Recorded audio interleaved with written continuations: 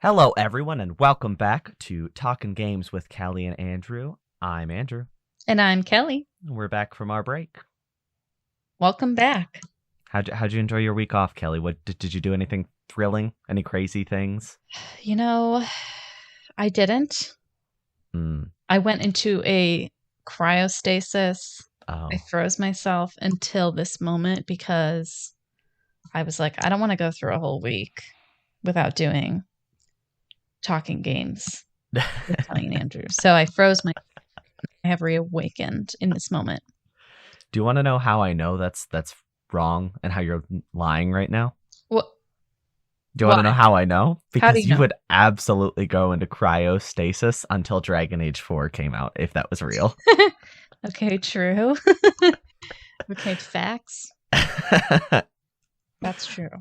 Kelly's got a little bit of a scratchy throat this episode, so anytime she stops to drink water, don't worry, audience. We're in such sync that I'm just gonna fill in whatever she was thinking. So look forward to that.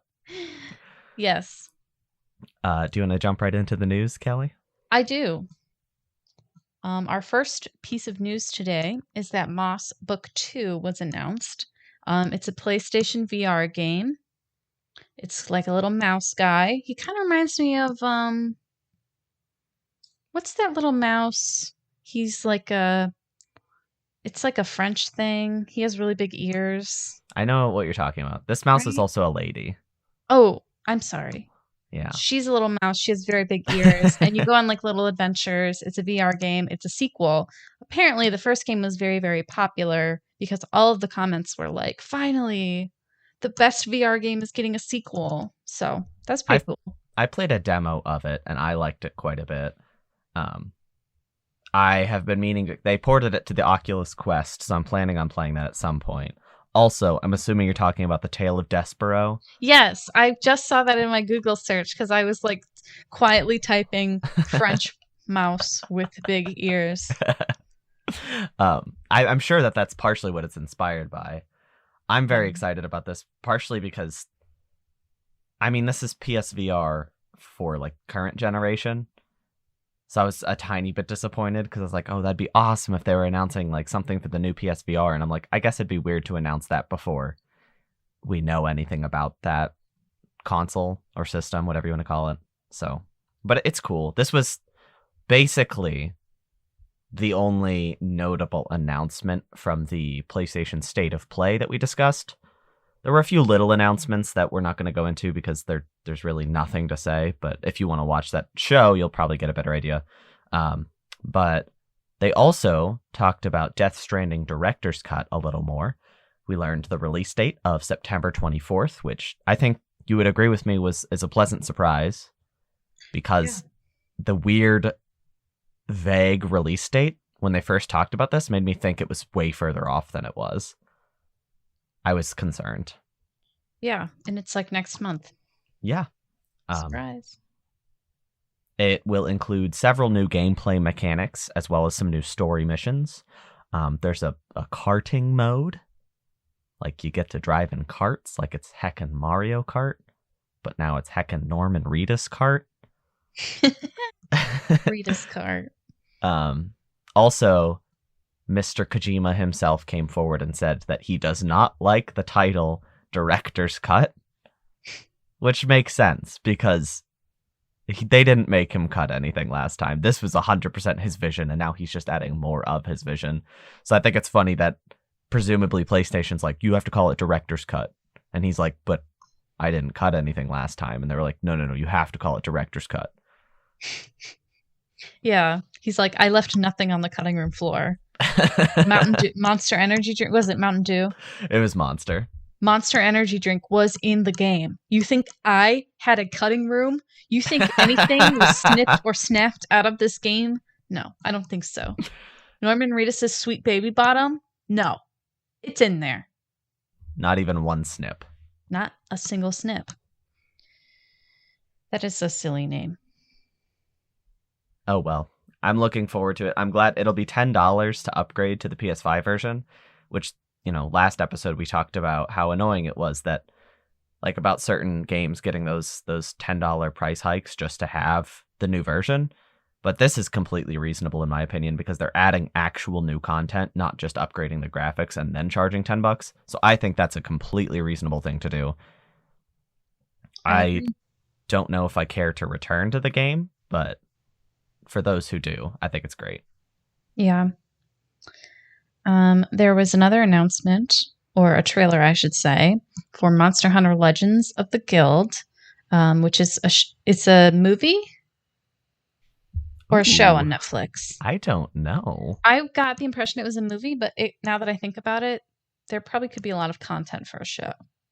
We're going to do some on-the-fly research. First, we had to look up Despero the Mouse. And now we have to look up whether or not this is a movie or a television show. It's a movie.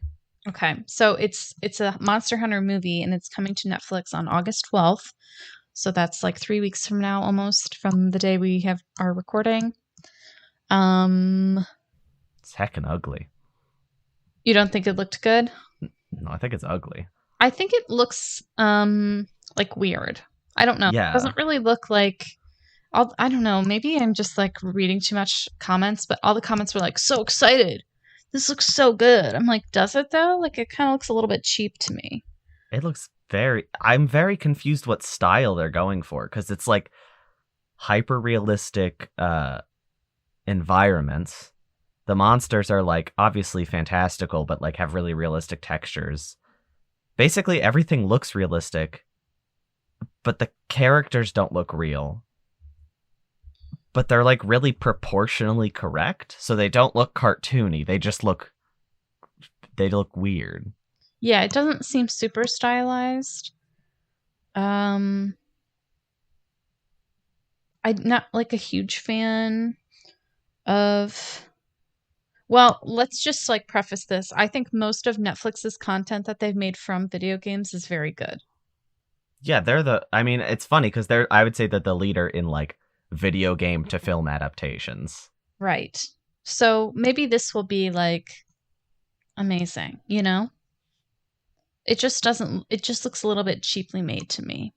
We will be returning to this subject to some extent at the end of this episode because there's some other adaptations that Netflix is working on / have released that we will be discussing at the end of this episode. So stay tuned for that. Stay tuned for some more Netflix / Capcom content. Speaking of Capcom, though, Resident Evil Reverse has been delayed yet again. This is a multiplayer game based on all the different Resident Evil games, so you can play as characters from Resident Evil 2, 7, 8, name it. You can play as them. This game was packaged in free, or will be, I suppose, packaged in free with Resident Evil Village. It was supposed to come out with Resident Evil Village, and then they pushed it to summer, and now they have pushed it all the way to early 2022. That's concerning, in my opinion. That's like a long push. Mm-hmm. It's giving Cyberpunk that was supposed to release in June or whatever, and they're like, give us 6 months. Wink. That's what it's giving. Yeah. It's concerning, though, because of how close we were to the release. That's kind of what I mean. a month left. Because that's what happened with Cyberpunk, is that we were like maybe 2 months out from release. And they were like, we'll see you guys in December. Like, I think it was supposed to come out in June, if I'm not mistaken. And in April, they were like, just give us a minute. Okay? Just give us a second. Yeah, it's concerning. Like, delays are not inherently bad, but for a weird situation like this where, like,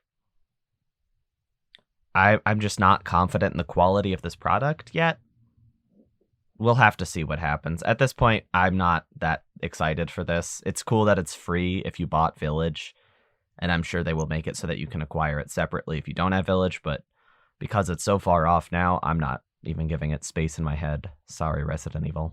Yeah. Plus, like, if you want to play a fun multiplayer game with Resident Evil characters, just play Dead by Daylight. Yeah. You know? Get the shirtless Leon mod. I mean, I don't know what that is, but I don't even know what that is, but You made it, didn't you? Based on the sounds of it. Excuse me. Pardon me. Anyway. So if you were dead by daylight, like if you died, what would that make you? A ghost. Yes. Probably maybe in Tokyo if I went there and died Wow. Okay. It's funny because this is the second episode in a row where we've had weird ghost references because you talked about Ghost of Tsushima and now I'm talking about Ghostwire Tokyo.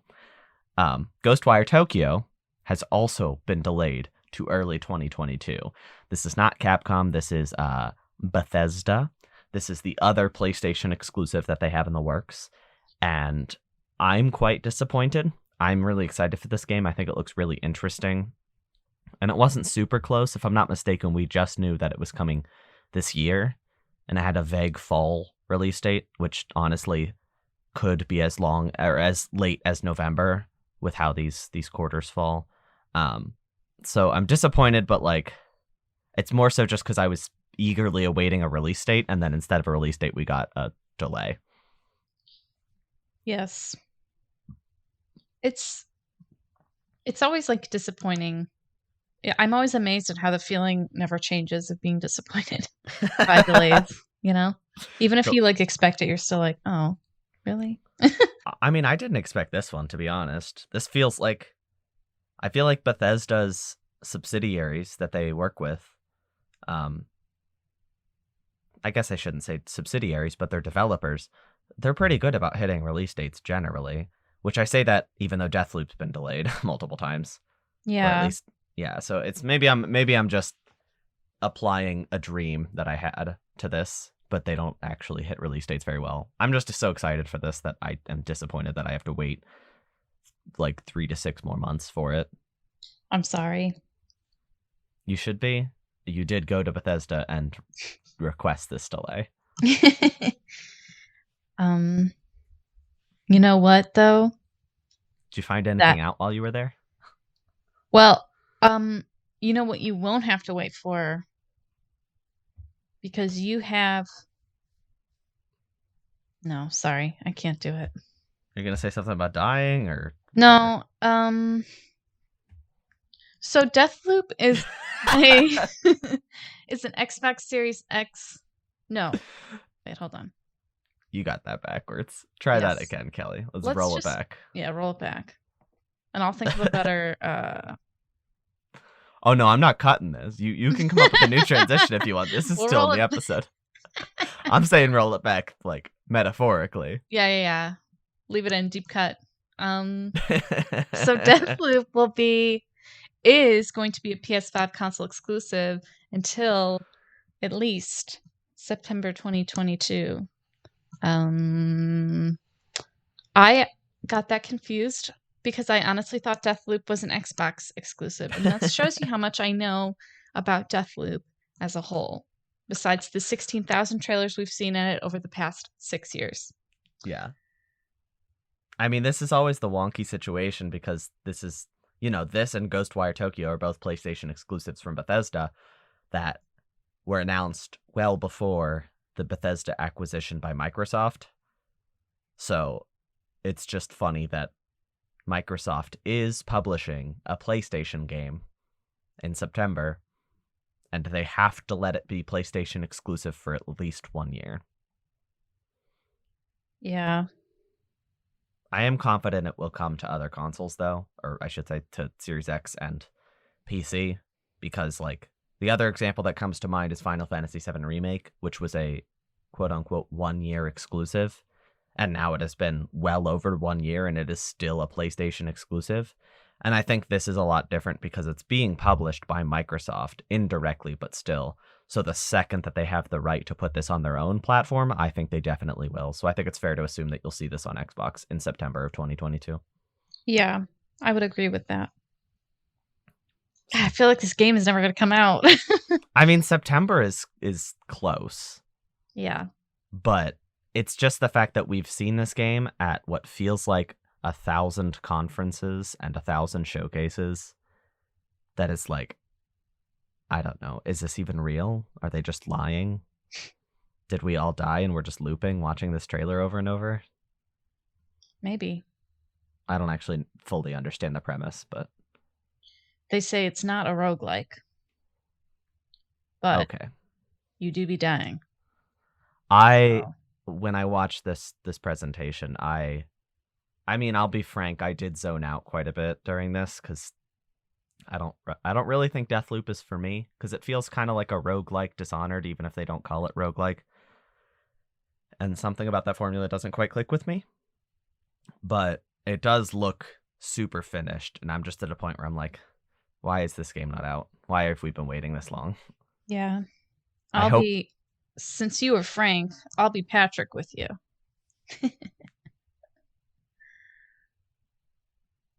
I'm excited for it.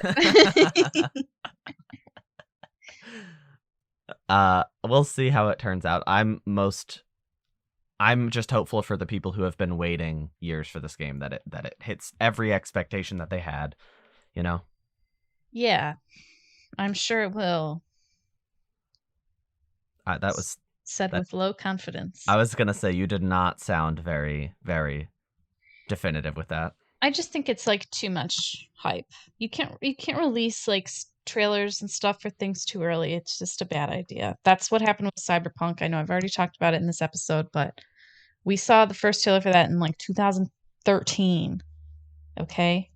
Yeah, but you know what you have to do. What do you have to do? You have to reserve judgment for when it's out. I have lost my judgment. Clean. So, Lost Judgment is the sequel to Judgment, which is a spin-off of the Yakuza series made by Sega. We talked a little bit about this in a prior episode when it was announced. They had a little trailer during that PlayStation State of Play that showed off the English dub for the first time, as well as some small new mechanics and stuff. But sadly, it is very likely that Lost Judgment will be the end of the series, and this is due to a rights issue with actor Takuya Kimura's likeness. This is a very, very complicated issue involving Japanese talent agencies, but it started because Judgment did not get ported to PC. It only came to Google Stadia and not actually to PC, and that was a problem with the talent agency that represents Kimura, because they basically didn't want this game like modded or anything like that, because they didn't want their actor represented in any way that was not part of like the contract. But this issue is becoming so substantial that there's a very high chance that this series will not come or will not continue after this game.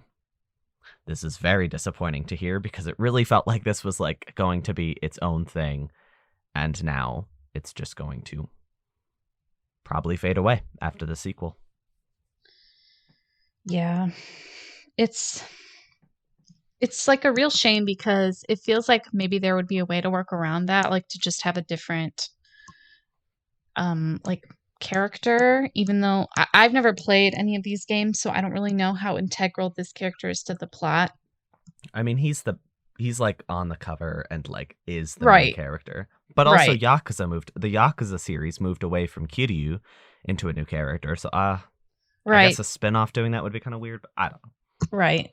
Or they could just like do a whole brand new spin-off with a different character. And I don't know. It is a bummer. And I feel like I kind of understand this happened. This is the third time I'm going to talk about Cyberpunk, but it's going to be the last time, I promise. So a few months ago, when like maybe more like January, I want to say, so maybe more towards like the beginning of the year, Cyberpunk was like cracked and people could start modding it. And what they did was they would replace character models in certain scenes. So like there's a scene where you're having a romantic rendezvous with a certain character, and their character's model was swapped out for Keanu Reeves's character's model. Wow. And they were like, no. He did not agree to that in his contract. So they removed all the mods from the Nexus mod page. So I kind of understand, like, if I were maybe an actor or if I had some sort of agency representing me, I would understand, like, probably shouldn't be modded in situations like that.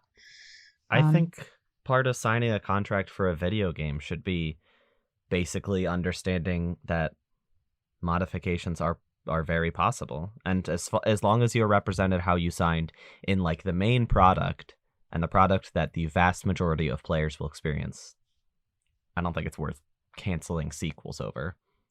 Yeah.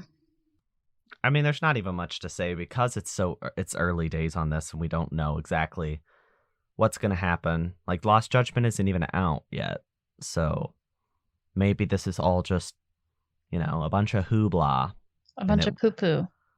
Oh, that's a little obscene. Oh, sorry. I'm going to have to mark this episode not intended for children. Because clearly all of these episodes have been marked intended for children. I'm so sorry to the children. Well, they're not listening because they can't access this episode. So I'm sorry to the adults who are listening and we're excited to share this with their children later. Right. You know what I was really excited for? Are you going to tell me? EA Play Live. Yeah, coming in just a couple days here. And guess what? They said, no. No.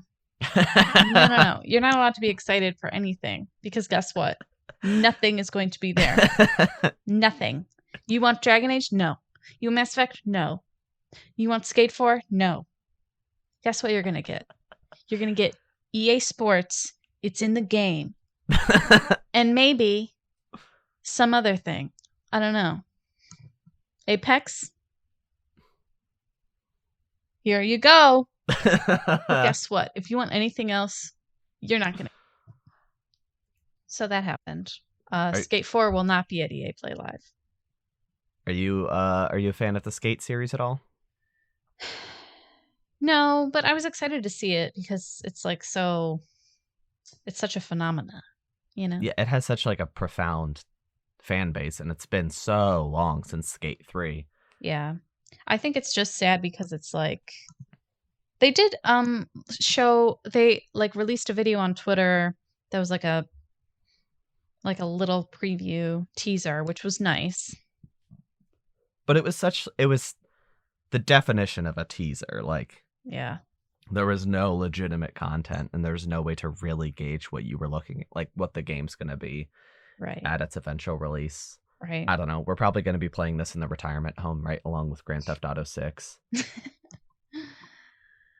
What are they going to show? What is this conference? I'm telling you, we're going to see 2K22. We're going to see we're going to see that, and then we're going to see FIFA 22, and then we're going to see Madden 22, and then it's going to be, oh my god, you guys, Madden has a story mode again. Oh my god, this is crazy. You can make choices. And then they're going to be like, do you guys like Apex? Sprinkle. Maybe Battlefield. Oh yeah, I mean I feel like Battlefield 2042 is pretty set. But at this point it's like the last trailer at E3 at the Microsoft conference did such a tremendous job showing what this game is that it's just like going to be more of that. Yeah. Which is fine, but aside from the potential rumored Dead Space remake, there's no like real content that I'm excited for in this thing, which sucks because it seemed like it was going to be a shoe-in great show, and now it's just not. Yeah, I feel the same.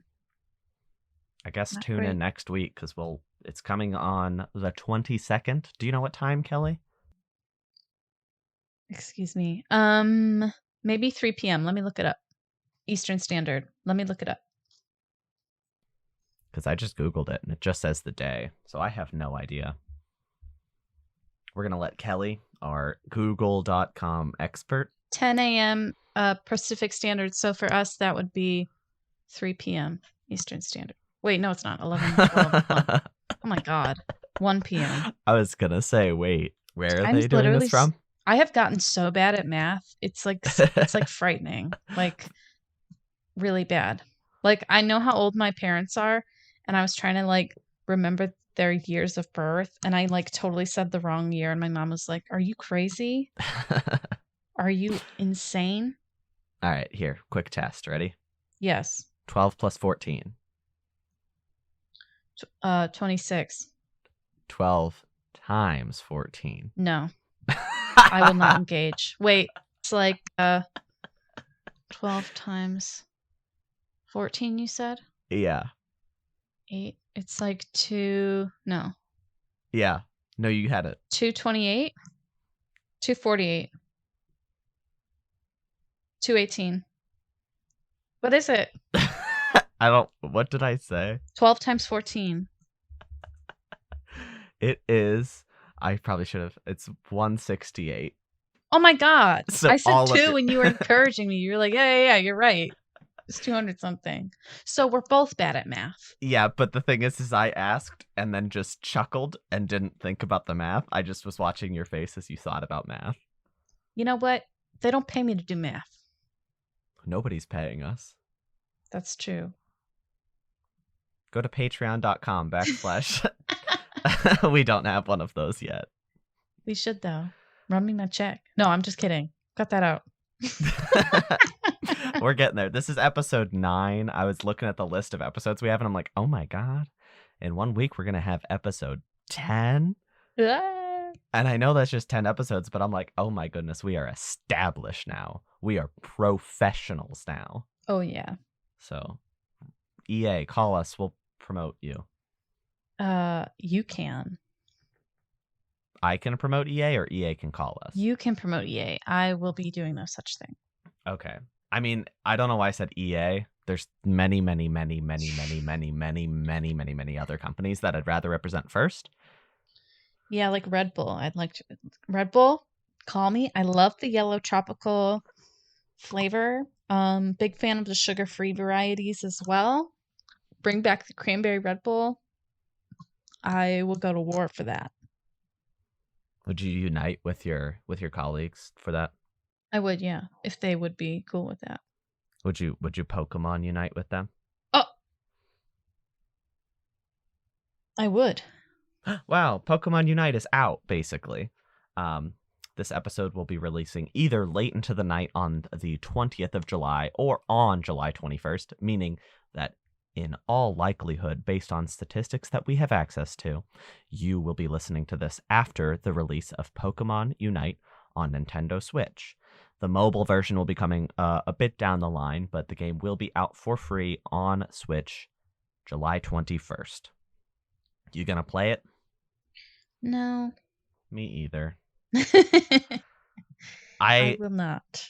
The pure concept of League of Legends, essentially, with Pokemon isn't like a bad one, but it makes me sick to my stomach. Oh. But yeah, it's not bad. Well, it makes me a tiny bit sick to my stomach because Tencent has their grubby little hands all over this, which we'll get back to Tencent because they're in the news this week. Kellie's grubby little hands are over her webcam right now. I can see all of the dirt under her fingernails and on the creases on her hands. My fingernails do not have dirt under them. No, her fingernails look remarkable, audience. Thank you. So, at Kellie and beg for nail pics on twitter.com. You can't see my hands for free. You gotta Venmo me. We're gonna move on with our lives. We're gonna Pokemon Go to the polls. What polls? You know. It's 2021. There's no polls this year. You know, the polls, north and south. Oh, I don't think there are many Pokestops there. You know what? Though, with the money that Pokemon Go has made, they could probably buy the North and South Pole. How much have they made? $5 billion in 5 years. So that's $1 billion, plural, a year. Okay? That's $1 billion. $1 billion. Do you know how many millions fit into $1 billion? What would you do with $1 million? Now think of that and put it a bunch of times into $1 billion. What would you do with $1 billion? Would you go to space? That's topical. Jeffrey Bezos was up there just this morning, and he's still got billions of dollars. Just like Pokemon Go. So, do you want to put Pikachu in space, is what you're saying? I think he would really do well there. Yeah. I think Jeff's mission, me and him on our first name basis. Yeah. I'm not a huge fan. I think his mission was actually to go up there and to find Deoxys, the alien Pokemon from space. Did he find him?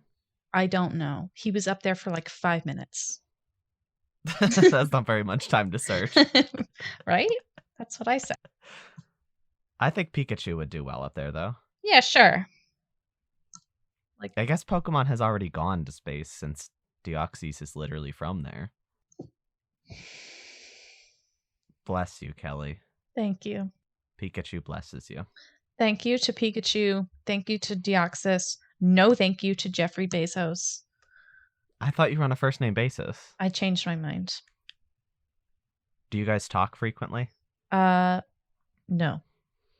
So he hasn't given you the secret preview to Metroid Dread, which we established is about him?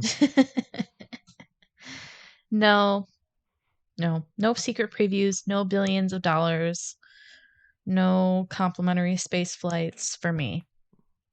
What if it, like, while he was coming down from space in his spacecraft, there was just, like, Ridley was on it? Like, Ridley, the giant dragon from Metroid, was just latched onto Jeff's spacecraft. That would be pretty cool. Speaking of... Sorry. What were you going to say? I don't know. Go ahead. Okay. Speaking of traveling... Sorry. Go ahead. Kelly looked like a Jigglypuff. She was holding her mouth closed and trying not to laugh, and her cheeks just were all the way blown up. Are you okay, Kelly? Did you sleep okay last night? Yeah, I was too busy. I stayed up all night. I was worried. You were worried? Yeah. About, never mind. what were you worried about, Kelly? I was a little bit. It could be anything. I was a little bit concerned. You know, space flight. It's a really exciting thing. I was a little bit concerned about what was going to happen. To Jeff? Sure, yeah. Okay, not to you, who was secretly on the spaceship. No, you can't tell. I'll cut that out. I'll cut that out. Yeah, no, I mean, I totally slept well. I wasn't in Fort Barn. What's it called? Where was the thing in Texas? Whitehorn, Longhorn, Barnhorn. The steakhouse. Where did he take Van Horn? No, I think it was the Longhorn Steakhouse is where they took off from. That's true, yeah. So would you say that they were traveling? Yeah, I would say maybe they even took an octopath. Yeah, a thing that exists and is not a made up word at all. So I was mind boggled, truly flabbergasted that Octopath Traveler turned 3 years old this past week. That doesn't sound right. It did come out in the summer of 2018, though, which is upsetting to realize how quickly time is passing. But in a post to commemorate that anniversary, there was a potential tease that a sequel to Octopath Traveler is on the way. I'm surprised. I'm excited. I'm interested. I'm confused more than anything, though, because I really thought that Project Triangle Strategy, they're really good at names, was the spiritual sequel to Octopath. But I guess not. I guess they're making another one. Also, that 2D HD team is working on Triangle Strategy and the Dragon Quest remake, and I'm like, are y'all also working on an Octopath sequel? Like, go to sleep. Yeah. Go home and rest. Is everybody okay? Are we eating? Like, I feel like that's a lot. I'm excited by the prospect of a sequel. I really did like Octopath. It had flaws, but it also had so much unique and cool stuff going on that I didn't really care. if you're interested in playing it now, it's now multi-platform and available on Xbox Game Pass. Get your first 3 months for $1. Please pay me, Microsoft. But I'm assuming that if they make a sequel, it will start on Nintendo hardware, just like the first game and just like Project Triangle Strategy is going to be. So this is exciting. It's weird, but exciting nonetheless. I'm more upset about the fact that it's been 3 years. Time is not real. Yeah. That is crazy. Yeah. 3 years really flies by, especially when one of them you're trapped inside for the entire year. I have no idea what you're talking about. Yeah, you're right. Me neither. Yeah, no, I was in space. Were you having a jam? Wow, that was the cleanest transition I've ever heard, and I wasn't even meaning to help you out.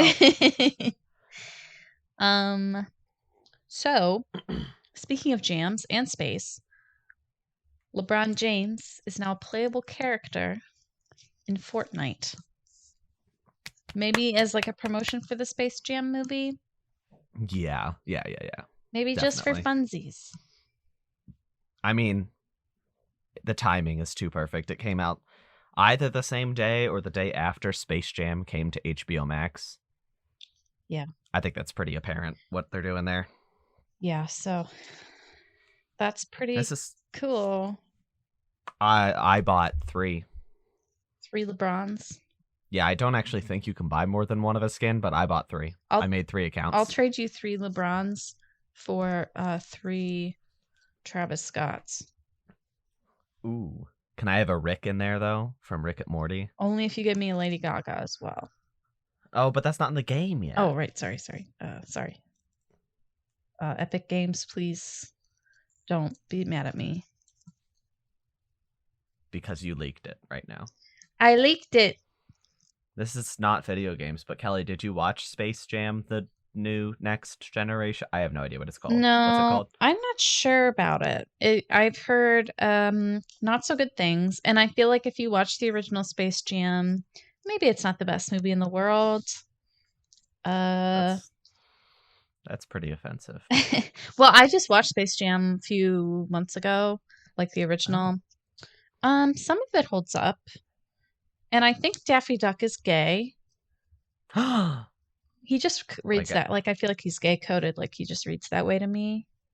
I guess I gotta go check He that never out. expresses any interest in Lola Bunny, and all the other men do. And also, he just... Anyway, we can go into my dissertation about Daffy Duck at a later episode.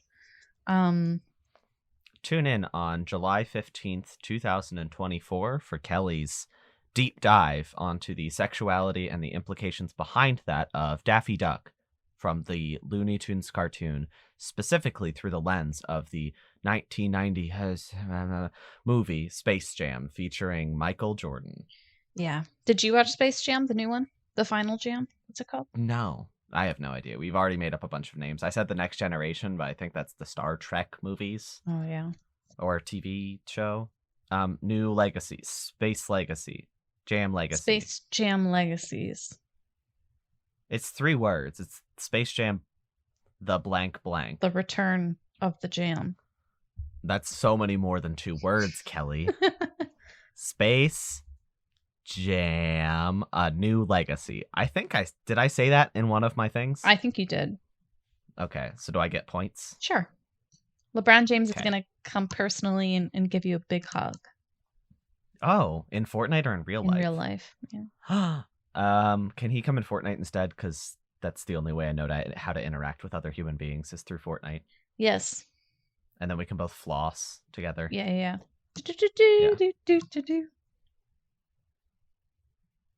What was that little ditty you just did? It's the song that they sing when they dance. It's the song that plays when they dance. The only song I know is Rick Astley's Never Gonna Give You Up. Oh. Because that's the sole thing that I have purchased on the Fortnite shop was a taunt where I get to sing that song. So earlier in the show, we mentioned Tencent, which is a Chinese media conglomerate.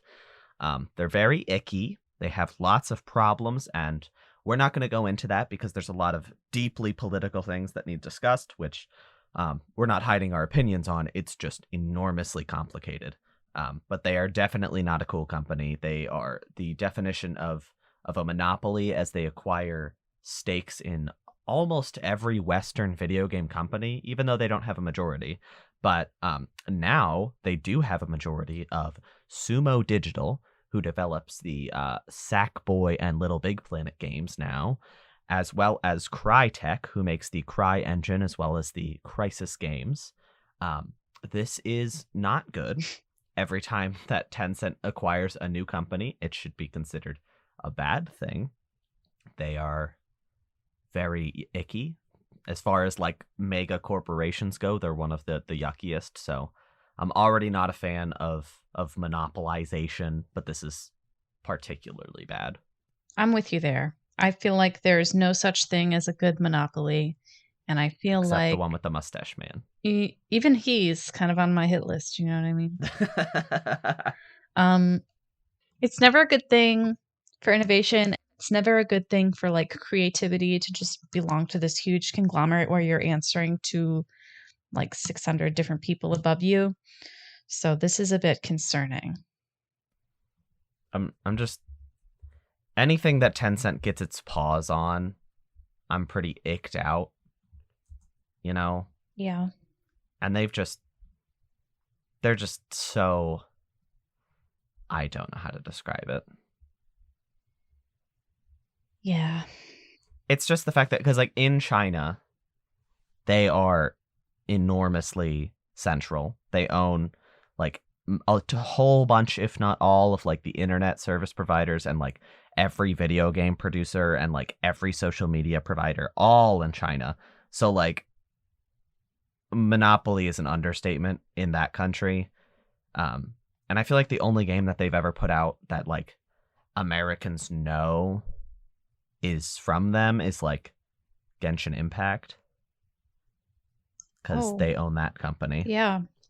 Anything this, I mean, it sucks, but basically anything that comes out of China, video game wise, is almost guaranteed to be owned by Tencent, even if not directly. But they also have massive stakes in like Riot Games, who makes League of Legends, as well as like PUBG.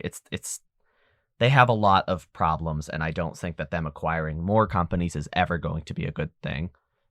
Yeah, they've got their fingers in everybody's pie. We got lots of grubby fingers this episode. Yeah, little finger-centric episode. If you wouldn't be able to wash your hands, would in what world would you? Go on. Hands. Okay. I can see it on the horizon. So HBO's last Thank you so much. is going to be 10 episodes, which is pretty standard. Most of the Game of Thrones seasons were 10 episodes. That's another HBO classic. I am not opposed to this. I think they can get a good story told in 10 episodes. So I was really like not feeling good about this show quite some time ago, but then I saw a picture of Pedro Pascal on set. Not on set. It was like the day before they started filming, and I was like, never mind. I'm cool now. All's good. No, but I really like Pedro Pascal. I think he's a great actor. I have emotional feelings for him. Just kidding. Just kidding. Pedro, if you're listening, please ignore me. I don't think there's any taking back what you just said. Mr. Pascal, I am not available unless I'm just kidding. I'm just kidding. That's just a joke. It's all jokes here, folks. But yeah, 10 episodes. I'm like tentatively excited. We'll see how it goes. I think they could explore some things that maybe the games didn't, but we'll see. I think I'm weary, but because this is probably one of the least essential adaptations, because it's just such a cinematic product already, and like the story was so excellent and well written that like of all things to adapt, why this? But I'm also like HBO's got money and they've got a lot of talented writers, so like I'm hopeful that this will be good. Yeah, and I think there has been like communication between the developers, Neil Druckmann. Oh yeah. Mr. Mr. Druck Druckmann. and the writers of the show. And I think that's a good sign because when a creator's like original product, so like that's what happened with Game of Thrones is like the writer, George R. R. Martin, he was like on board the whole time, but unfortunately they ran out of material because he's not finished with the books yet. So they were just sort of writing off the dome. And then it got kind of bad. But hopefully if this is just one season, it's one and done. There won't be time for that to happen. Yeah. I mean, there's a lot of talk about like a potential Last of Us remake potentially based on this series, which is, I think, bad. Yeah, that's kind of weird. Why would I play another Last of Us game when I could just play The Last of Us? Exactly, because that game hasn't aged yet. I mean, yeah, it looks like not cutting edge anymore, but like it still looks pretty good. It's a pretty perfect story. Why would I play a video game adaptation of a TV adaptation of a game? Yeah, that's silly. I hope that doesn't happen. We'll see. I mean, I'm sure we'll find out within the next like 12 months if that's truly going to come to fruition. Mm-hmm.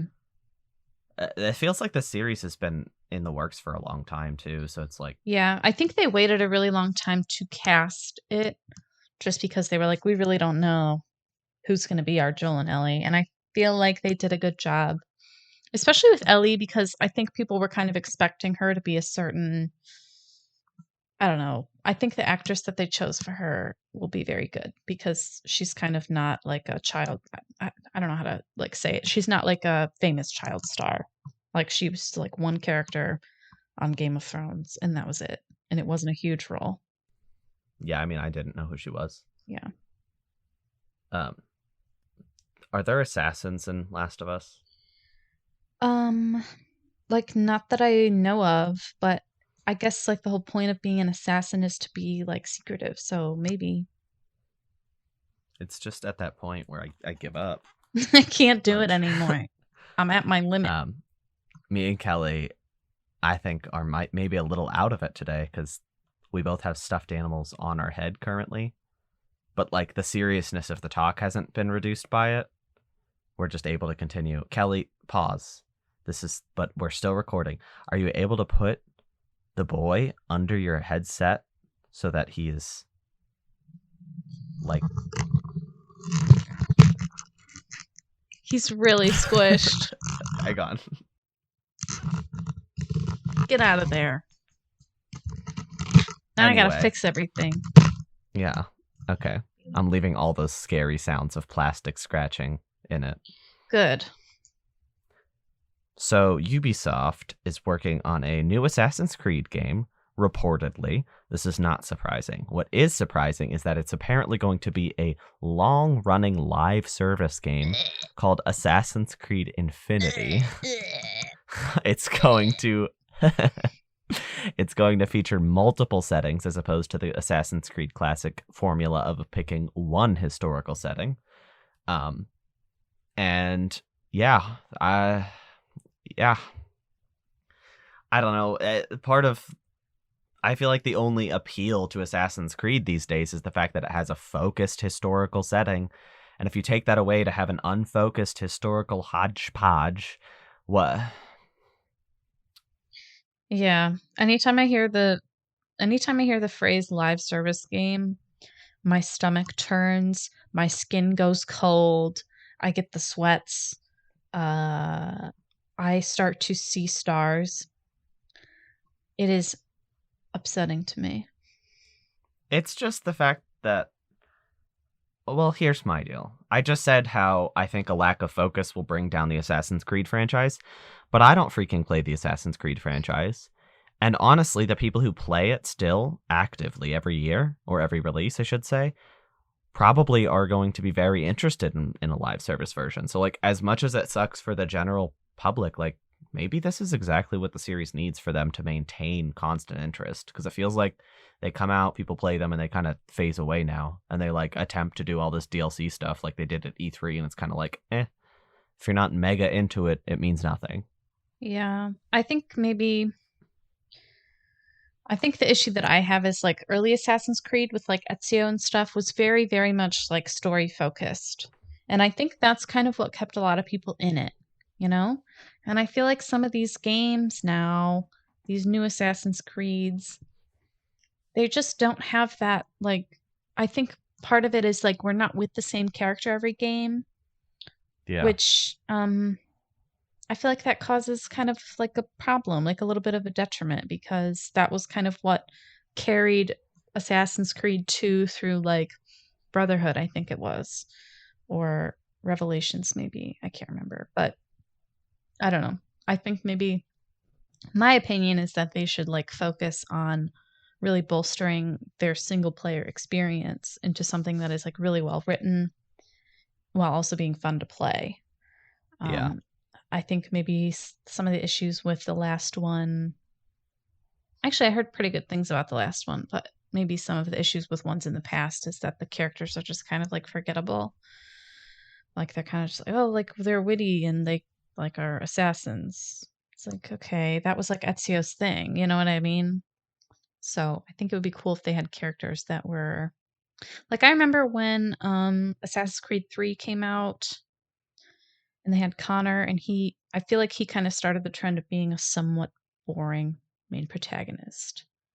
Even though it would have been really cool if he was interesting because he was, you know, like the first Assassin's Creed character that was like he was like an indigenous person and his story was way different. It wasn't in Italy, it was in America, all this stuff. But uh yeah, I feel like they just from this point on it's just kind of like, yeah, here's a main character, whatever.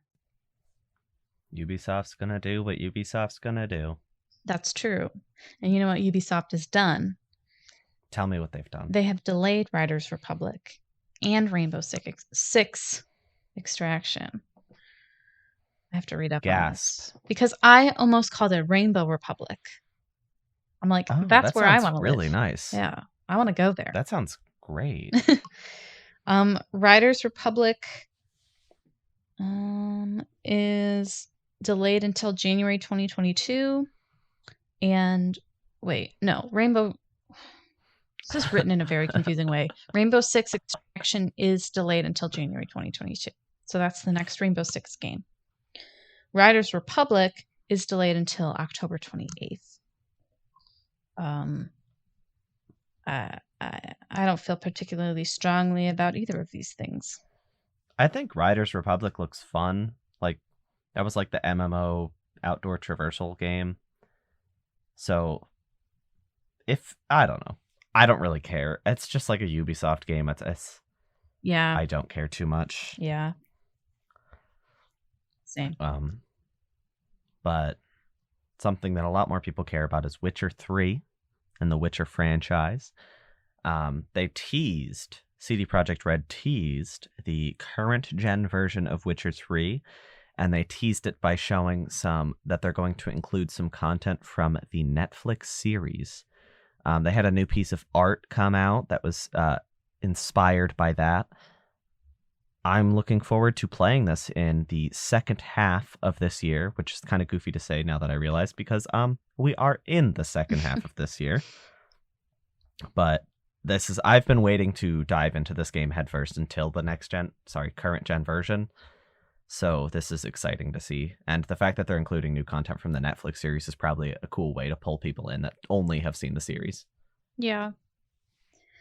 Yeah, it's interesting. We talked about this a little bit earlier. Just this like Netflix seems to be really cornering the market on like video game shows and movies in a way that, maybe HBO can kind of dip their toe in a little bit with this Last of Us series, but I very much doubt that HBO is going to commit to anything after that, just because I think there's so few video games that have the like manpower and the fan power to create a series on HBO, like a prestige series like that. Not saying HBO shows are inherently prestige shows, but that seems to be kind of what they're lining this up to be. Yeah. So it's interesting to see that Netflix is really leaning into it. Yeah. Are they doing anything else by chance? Netflix is also planning an expansion into video games. So they hired a guy from EA, well, a former guy from EA, and then, yeah, that's it. They hired him. Sorry. But they want to like expand to offer video games on Netflix within the next year, quote unquote, according to a person familiar with the situation. Don't really know what that means, but that is pretty crazy. That's like Gamefly, isn't it? I'm not sure how they're planning on doing this. So they confirmed that this is real, Yes. but the details are still very vague. If it's like a Gamefly situation where they're just sending discs, I don't think that's likely because No. Can you even get discs from Netflix for movies anymore? I truly don't know. I don't think you can. I would be absolutely shocked if that was the case for games. So I'm assuming this is probably more of like a Game Passy situation. But the real question is whether it's going to be more like Game Pass, where you have access to all these downloadable products, or like Google Stadia, where everything has to be streamed. And because of how vague this is and how little we know, and also there's a very decent chance that they're saying video games, but they just mean like Mobile games? yeah, like games on your phone, Yeah. which would be, not to be elitist, but I would say that we are pretty hardcore gamers here. Oh, wow. I actually wouldn't say that because I hate that term, but we play console and PC stuff. Like mobile games are cool, and I think it's great for interesting creative outlets. But like, if Netflix is just making a few mobile games playable through their platform, I don't think that they really care to expand too much into the greater gaming market. So we'll have to wait and see on this one, but this could be a massive shakeup. Yes. I think it will be very interesting to see how this develops. My thinking was like Netflix is basically available on every single video game console. So are they going to do like okay, you're on Xbox. We recognize that you're on Xbox, so you'll be able to rent out Xbox games. Or I just don't know how it's going to work. Or like you said, maybe it'll be like a Stadia situation where you just stream everything. Which I haven't heard the worst things about Google Stadia. Google? It's Google, right? Yeah. I haven't heard the worst things about Stadia. I've heard that it actually has worked out pretty well for quite a few people, but I'm not quite so sold on it myself. I think the issue with Google Stadia is that how much have you heard? Because I have heard almost nothing because they have not supported the platform almost at all. Well, I know I said that it was going to be the last time that I mentioned Cyberpunk in this episode. Yeah, that'll be the end of the episode then because she's not allowed to mention it one more time. But I've heard that it runs quite well through Google Stadia. Yes, I've heard that for sure as well. Which is shocking. I mean, it makes sense because they're streaming it from the highest end platform possible. Yeah, that's true. So I sent this article to Miss Kelly Knock, in the middle of the week.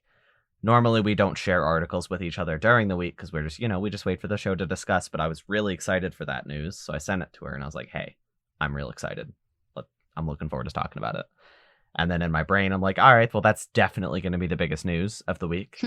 and then Mr. Gabe Newell from Valve pops out from his cardboard box, like freaking Solid Snake, and he says, bet.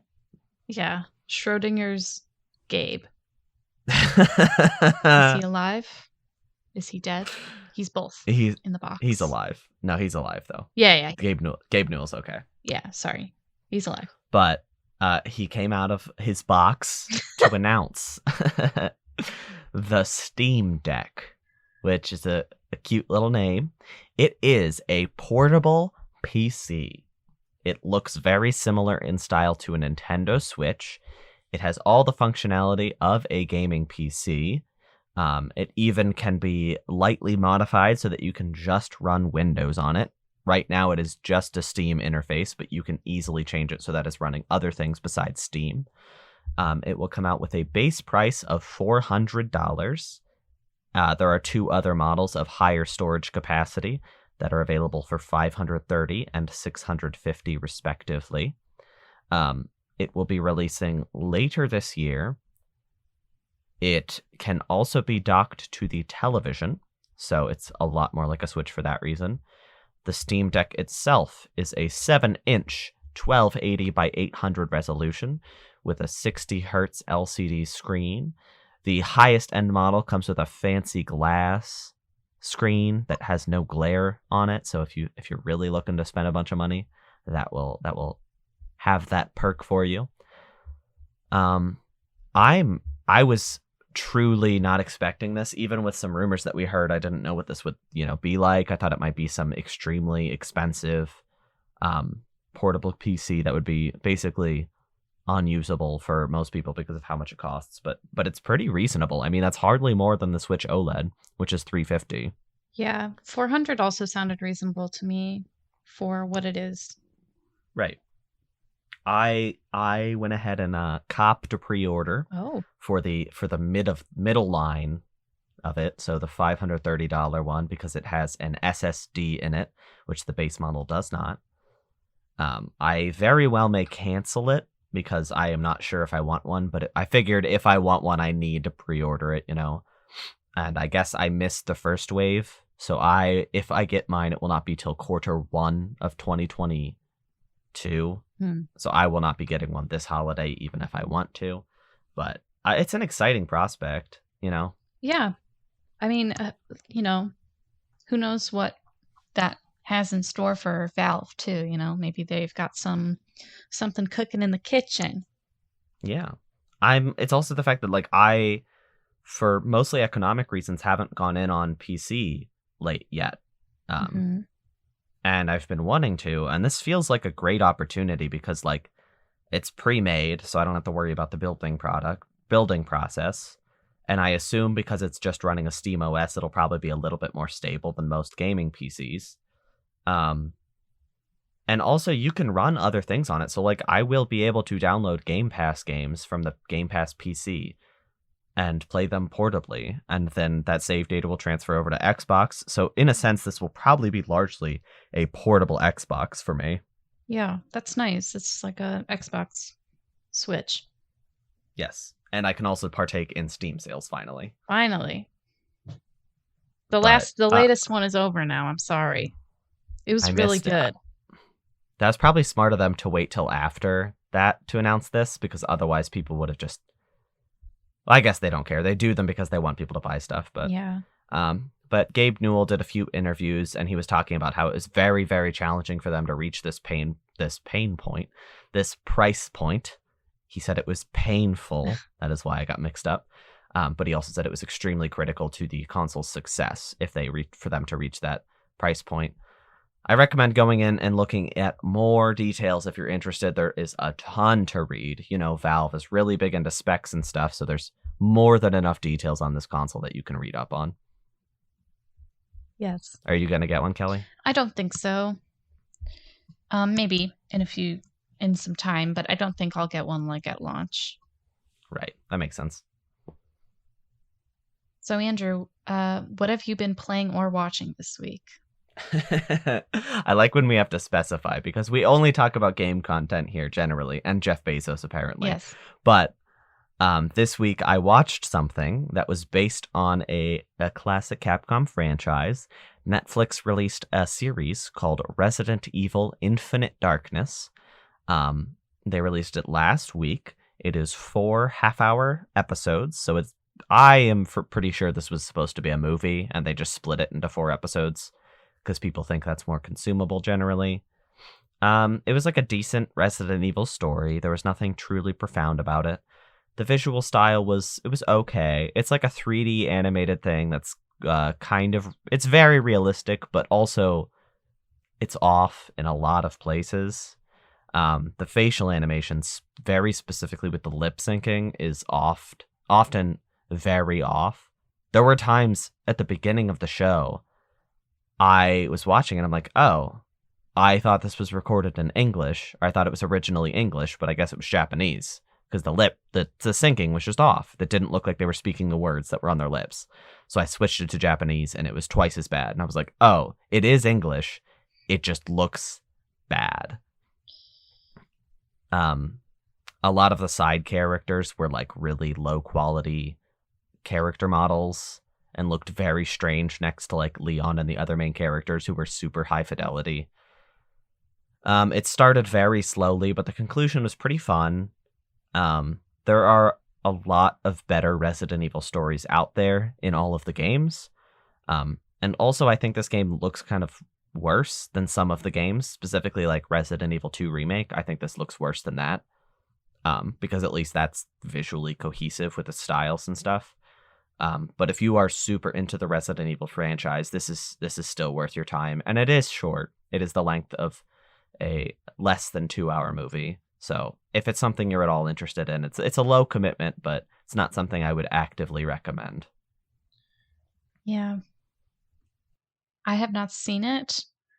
Big fan of Leon, as we know. It's just a Leon show, essentially. So Big fan of Claire. Big fan of Claire and Leon together. Claire did say like 5 whole words in this series, so finally she gets her moment. yeah, no. If you're a big fan of Leon, this is probably a good show to watch. If you're a big fan of Claire, you'll probably be disappointed. Woo! So Kelly, let's name the segment. Let's name your segment for what we're about to discuss. Sure. I like your name. Do it. Kelly's Mod Corner.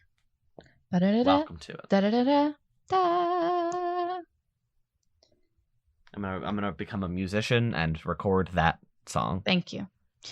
I am still playing Skyrim. If you can believe it. I'm still playing Skyrim, okay?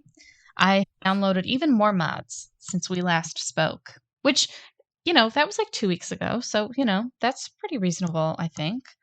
But there was one mod I really wanted to talk about. Because I feel like it really, I put in the work. So, it's a companion mod, okay? And it originally was for just regular Skyrim. And then they released a second version for the special edition because a lot of the mods from original Skyrim don't really translate very well into the special edition. So the mod is called Kaidan 2, okay? Kaidan. He's a companion, fully written, fully voiced, full plot line, full romance. So this was surprising to me because normally I see companion mods with voices and I get really skeeved out because I'm like, it's probably not going to sound super good. It's going to be kind of cringy. But I truly felt like the voice actor that they got for this companion did a really good job. It sounds quite natural to me. I think there was some audio compression issues when they imported it to the special edition because there is some crunching sometimes. But if you were to see the mod in the original, that does not exist, that crunching sound. So it obviously happened when they imported it. But anyway, like I said, he's got a full quest line for himself, a lot more detailed than any of the other companion quests, not companions, but friend and lover quests that you get in Skyrim, because most of the time it's just hey, can you give me my sword back? And then you go kill a bunch of bandits and then you go get a sword and then you give it to them and they're like, oh my god, we're best friends now. Do you maybe want to get married? This one is a lot more detailed. It reminded me a little bit more of some more sophisticated maybe some BioWare kind of companion stuff where you have to go to a certain place and do certain things and spend time with this person, talk with them, ask them questions, that kind of thing. Really enjoyed it. The mod is made by a mod maker on Nexus Mods. Their name is Liv Templeton. That's the whole name altogether. There's custom music for the wedding, which is really sweet. I married him.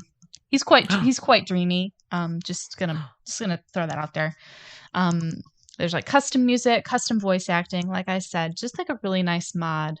There's the work put into it. He's got dialogue for, I'm pretty sure, almost all of the guild quests. So if you do the companions or the Thieves Guild or the Dark Brotherhood, he's got all sorts of dialogue. He's got spouse dialogue when you adopt kids in Hearthfire. So like I said, this mod has a lot of love and a lot of care put into it, which I really, really appreciated as someone who really values characters in games, Skyrim's characters. Sometimes a little bit flat. Especially characters that you like actually want to build a relationship with. You can't really do that very much organically. So I really enjoyed this. That was Kelly's mod corner. Only one mod this week, but I'll probably have more next Yeah, week. but we're establishing Kelly's Mod Corner is now a segment on this show that we will have Now that I'm frequently. a PC gamer. Yeah, and I'll be joining you soon with a Steam Deck, except I probably won't mod it because I'd be scared to do that. I could help you. It's not that hard. Especially with Skyrim, it's like really easy, I feel like. I hope that installing mods and stuff on that Steam Deck is going to be just as easy as regular PCs. I would think so, just because it feels like I don't really know Valve's history with mods, but I don't think they, as like a big They're PC cool. game company, I don't think that they would be like annoying about it. I don't know. I mean, they're cool with it. The fact that they let Black Mesa, a fan remake of Half-Life 1, be sold on Steam makes me think that they're basically down for anything. Yeah, Gabe's pretty chill, it seems.